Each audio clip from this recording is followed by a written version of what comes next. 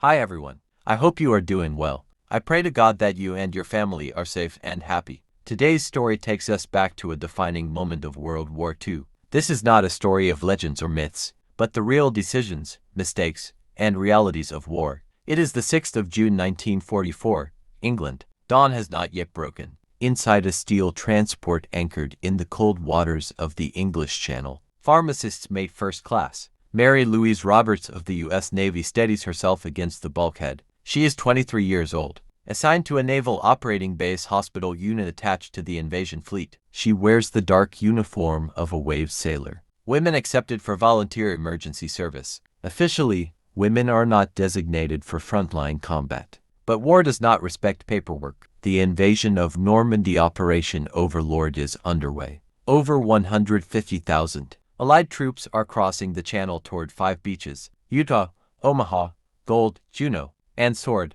Roberts' unit is tasked with receiving casualties evacuated from Omaha Beach to hospital ships offshore. The engines vibrate beneath her boots. The air smells of oil and seawater. Around her, Navy corpsmen check surgical kits, morphine syringes, sulfa powder, plasma bottles packed in ice. The ship's loudspeaker crackles reports from the shoreline. Heavy resistance at Omaha. German 352nd Infantry Division. Interlocking fields of machine gun fire. At 6:30, the first assault waves hit the sand. Roberts cannot see the beach directly, but she hears the distant concussions naval gunfire from USS Texas, USS Arkansas, the dull thud of German artillery from bluffs overlooking the dog-green sector. Smoke drifts low over gray water. Then the first landing craft approached the transport ship, LCVPS, their ramps splattered with blood. Soldiers from the 1st Infantry Division and 29th Infantry Division lie motionless or screaming. Many have not even fired a shot. MG-42 rounds have torn through them as the ramps dropped. Roberts moves without hesitation. Training takes over. She kneels beside a private whose life jacket is still inflated around his neck. Shrapnel has entered above the clavicle. She cuts fabric cleanly, applies pressure, orders plasma. Her hands are steady, but her jaw tightens when she sees how young he is. Around her, the deck becomes a triage station. Red tags for immediate surgery, yellow for delayed, black for those beyond help. A second wave of casualties arrives. Then a third. Reports continue. The 116th Infantry Regiment pinned down. Tanks sinking in deep water. Officers dead on the sand. The beach is chaos, yet the invasion cannot stop. Roberts looks toward the smoke on the horizon. She knows this is only the beginning. If Omaha fails, the entire Western Front collapses before it even forms. Another landing craft is approaching fast, and this one carries more than wounded.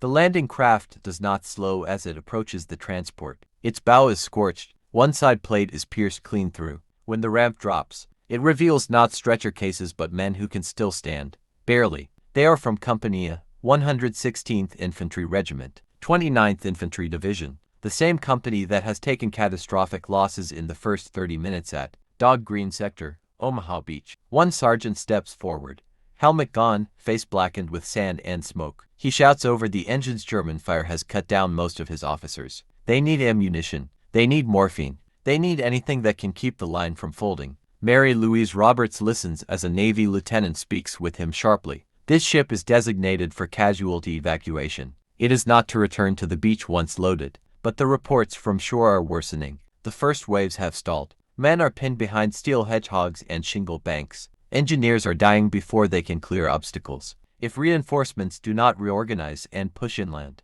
the beachhead will dissolve into slaughter. The decision is made in seconds. Medical supplies are transferred directly into the landing craft. Boxes of bandages, plasma, sulfa packets, extra morphine syringes. Roberts supervises the loading herself, her hands moving quickly across inventory sheets. A young corporal collapses at her feet while waiting. Shock. Blood loss internal. She checks his pulse. Ready. Respiration shallow. She administers plasma immediately. No hesitation. Around them, the channel churns with movement. Destroyers edge dangerously close to shore to fire point blank into German strongpoints. USS Frankfurt and USS McCook risk grounding to silence bunkers. Naval shells arc overhead with heavy concussion. At 9:30, wounded continue to pour in. Roberts has been working for nearly 3 hours without pause. Her uniform sleeves are stiff with dried blood. She notes patterns in the injury's high velocity. Machine gun wounds to torso and head. Shrapnel from mortar fire. drowning cases from swamped landing craft. Then word spreads across the deck elements of the 5th Ranger Battalion have broken through near Vierville Draw. It is not victory, not yet, but it is movement. Roberts looks again toward the shoreline. Smoke is thicker now, but so is allied naval fire. The beach is still contested. German artillery continues from inland positions near Colville-sur-Mer. Another craft approaches, this one heavier, slower. When the ramp drops, there are Navy sailors among the wounded. A destroyer has taken a direct artillery hit while providing close fire support. The war, for Mary Louise Roberts, is no longer distant gunfire on the horizon. It is here, on this deck, and it is accelerating. By late morning, the tide at Omaha Beach is rising. The water that carried the first assault waves now begins to reclaim the sand, lifting bodies, washing equipment back toward the channel. On the horizon, smoke layers the sky in thick bands of gray. Aboard the transport, Mary Louise Roberts no longer tracks time. She tracks respiration rates, pulse pressure, bleeding that will not stop. The destroyer hit by German artillery, likely from batteries positioned inland near Colville-sur-Mer, has sent over 20 sailors. Burns dominate the injuries. Flash fires from ruptured fuel lines. Shrapnel embedded deep beneath skin. One petty officer is missing part of his left forearm. Roberts works beside a Navy surgeon as the man is prepared for emergency amputation. Ether is administered. Instruments are laid out on a steel tray that vibrates, slightly with distant naval concussion. There is no dramatic speech, no rallying cry, only procedure. Clamp, cut, ligate, bandage. Outside, reports filter through from the beach. Brigadier General Norman Cota of the 29th Division is moving among pinned units, urging men forward beyond the shingle. Small groups are beginning to scale the bluffs using gaps blasted by naval gunfire. It is not an organized advance. It is fragment squads acting independently, but they are moving inland. Roberts pauses only once. She recognizes a shoulder patch on one of the incoming soldiers, the blue and gray yin-yang of the 29th Infantry Division. He is unconscious, face pale beneath sand. His dog tags Reda Kowalski. She remembers handing him plasma 3 hours earlier before he was returned to shore with supplies. He has come back, this time with a chest wound. The reality settles in without emotion. Survival is measured in minutes now. She assists the surgeon inserting a chest tube improvised from available tubing. Blood drains slowly. The man's breathing steadies slightly. Around them, the casualty deck is quieter, not because the battle has lessened, but because evacuation cycles are tightening. The worst cases are transferred to hospital ships farther offshore. Those who can walk are stabilized and redirected. Shortly after noon, a signal lamp flashes from a nearby vessel. Beach sectors are partially secured. Omaha has not collapsed, but German resistance continues inland, and artillery still searches the waters with ranging fire. A shell splashes less than 50 yards from the transport, sending spray across the deck. Roberts does not flinch. She secures another bandage, checks another pulse. Then the lookout shouts from above, "Incoming aircraft." The first German aircraft appear as dark shapes cutting through the smoke above the channel. They come low. Focke-Wulf FW-190s, fast and deliberate, skimming just above the waterline to avoid concentrated anti-aircraft fire from the fleet. Their engines are a sharp contrast to the deeper thunder of naval guns still firing toward the bluffs of Omaha. A warning siren sounds across the transport. Mary Louise Roberts looks up only once. Then she returns to her patient. Discipline holds. The invasion armada reacts instantly. Anti-aircraft crews swing 20mm Oerlikon and 40mm Bofors guns skyward. Destroyers, transports, and battleships form overlapping arcs of fire. The air above the fleet fills with black bursts from proximity, fuses and tracer streaks. The first strafing run comes toward a nearby LST unloading vehicles. Bullets stitch across its deck. Men dive behind steel plating. Roberts feels the vibration of her own ship's guns firing. The deck shudders under concussion. Inside the makeshift operating area, procedures do not stop. A 1st Infantry Division lieutenant is undergoing abdominal surgery. Shrapnel has perforated the intestine. The surgeon works methodically despite the tremor of distant explosions. Outside, one FW-190 breaks formation and dives toward the transport cluster. The sky erupts. Shell bursts bracket the aircraft. One wing catches fire mid-dive. The plane clips the water in a violent plume. Less than 200 yards from the hospital transport, there is no cheering, only the continuation of motion. Roberts assists in closing the lieutenant's incision as another alarm sounds this time. From below deck, a fragment from near miss. Anti-aircraft fire has punctured part of the superstructure. Minor damage. No casualties. The air attack lasts less than 15 minutes. It feels longer. When the firing finally slows, smoke drifts lazily over the fleet. The German aircraft are gone. Several Allied ships bear fresh scars. One smaller vessel burns in the distance, crews working to contain it. A message arrives through signal communications. By early afternoon, American units have secured several exits off Omaha Beach. Casualties are severe, but the line has held. The 1st and 29th Divisions are pushing toward Colville-sur-Mer. Roberts exhales slowly for the first time in hours. Then another stretcher is laid before her. This one carries a chaplain. His helmet rests on his chest. His hands are still clasped around a small Bible. He is alive. Barely. And the bleeding is deep.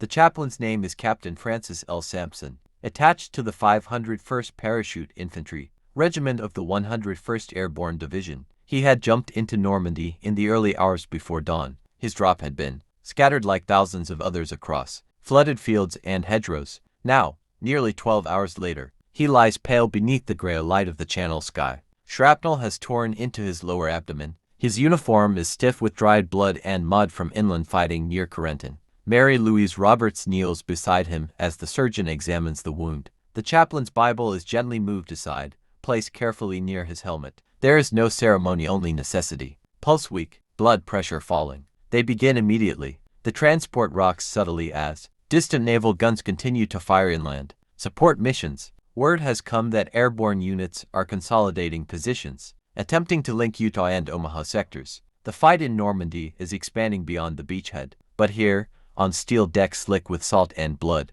the world narrows 2 inches of flesh and thread. Ether is administered. Instruments glint in filtered daylight. The surgeon works deliberately, clearing shrapnel fragments lodged near the intestine. Roberts maintains suction, counts compresses, monitors breathing. A sudden tremor rolls through the ship. Another distant artillery impact in the water. No one pauses. Sampson's breathing falters once. Roberts leans closer, steadying him as plasma continues to drip. She notes the mud still caked on his boots, evidence that he had not remained behind lines. Chaplains were not armed, yet they moved with the men. Time loses structure again. When the incision is finally closed and bandaged, the chaplain is alive. Barely. He is moved carefully toward the evacuation section of the ship. More serious cases are preparing to transfer to a designated hospital ship farther offshore, likely the USS Comfort or USS Charles A. Stafford, where full surgical wards await. Roberts rises to her feet slowly. For a moment, she flexes her stiff hands. There is no applause,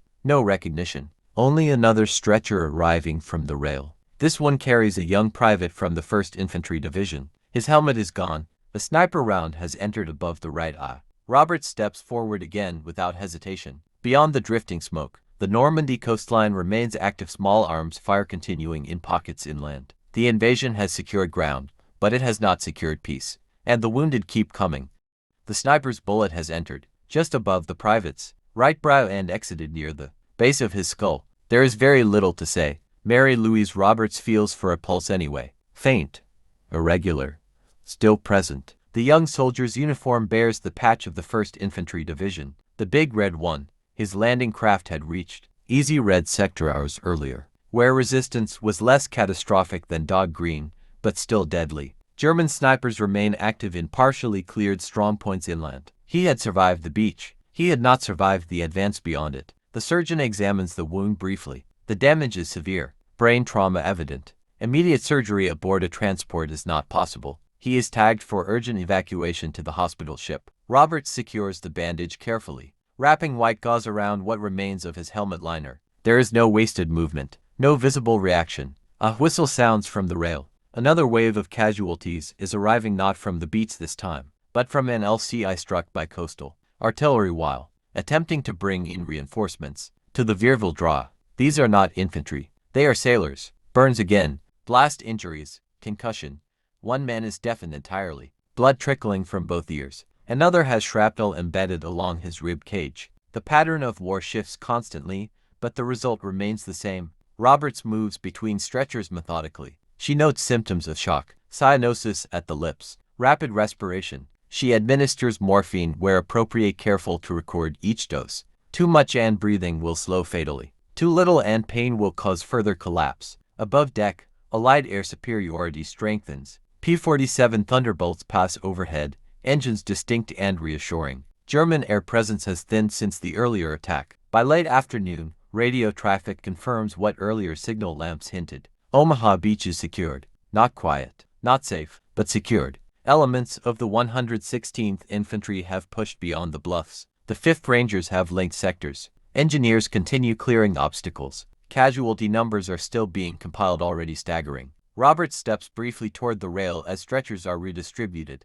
She looks toward the shoreline, now visible through thinning smoke. The sand is scarred, blackened craters, scattered wreckage of landing craft, dark shapes that do not move. The cost is undeniable. Behind her, a call rings out sharply. The private with the head wound is seizing, and the transport must decide. Evacuate immediately through contested waters, or attempt stabilization here, as night approaches over Normandy.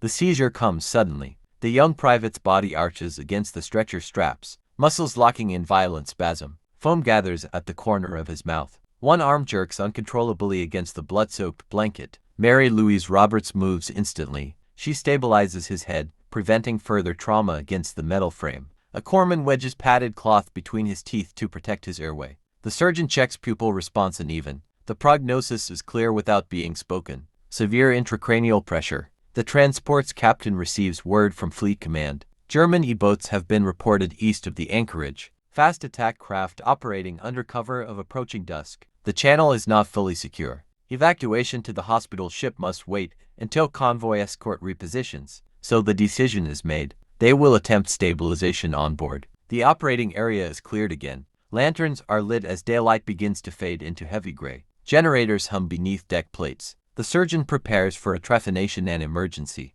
Attempts to relieve pressure by drilling through the skull. It is a desperate measure, rarely performed outside a fully equipped hospital. Roberts assists without hesitation. Instruments are sterilized quickly over flame. The private is restrained carefully. Ether mask secured. The ship rocks gently, not from enemy fire now, but from evening tide. For a moment, the noise of battle seems distant. Only the steady rhythm of waves against steel. The drill begins. Slow, controlled, measured rotations against bone. Roberts watches the pulse at the young soldier's throat. She times her breathing with his, willing it to remain steady. Above them, signal lamps flash between ships as defensive formations tighten. Destroyers reposition to guard against potential torpedo approach. Searchlights begin probing the darkening horizon. The procedure feels endless. Then release. A dark surge as pressure escapes. The private's body slackens. His breathing steadies slightly. Not cured, but alive. Outside, a distant explosion rolls across the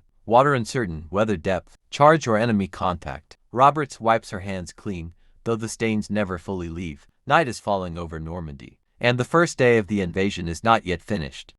Night settles fully over the channel. The invasion fleet no longer resembles the immense armada that crossed at dawn. Now it is a defensive ring of silhouettes, destroyers patrolling in slow arcs. Transports anchored in guarded clusters. Hospital ships lit faintly according to regulations under the Geneva Convention. Mary Louise Roberts remains at the private's side. His breathing is shallow but rhythmic. The trephination has relieved the immediate pressure, but infection, swelling, and shock remain unpredictable threats. A folded field dressing rests beneath his head, now carefully wrapped in fresh bandage. Below deck, the wounded chaplain breathes steadily under sedation. The sailors from the damaged LCA rest in rows. Some whisper in half-sleep, some do not move at all. A message arrives shortly after 2,100 hours. Omaha Beach is officially declared secured as a lodgment area. The cost is immense, over 2,000 American casualties in a single sector. Many of them have passed through this very deck. There is no celebration aboard the transport, only acknowledgement. Robert steps briefly onto the outer deck. The air is cooler now. Smoke lingers faintly above the coastline, where small fires still burn near Vierville and Colville-sur-Mer. Beyond the beach, Allied troops are digging in, preparing for expected German counterattack at first light. In the darkness, distant flashes mark artillery exchanges inland. The war has not paused, it has only shifted. A convoy escort signal finally authorizes limited evacuation runs to the hospital ship. The private is prepared for transfer. His stretcher is lifted carefully, straps checked twice. Roberts walks alongside as he is moved toward the waiting launch. At the rail, she pauses only long enough to ensure the plasma line remains secure. No words are exchanged. The launch pulls away. heading toward the softly illuminated silhouette of the hospital ship. Farther offshore, Roberts watches until it fades into darkness. Then she turns back toward the triage deck. There are still wounded aboard. D-Day is ending, but the Normandy campaign has only begun, and tomorrow, the channel will bring more.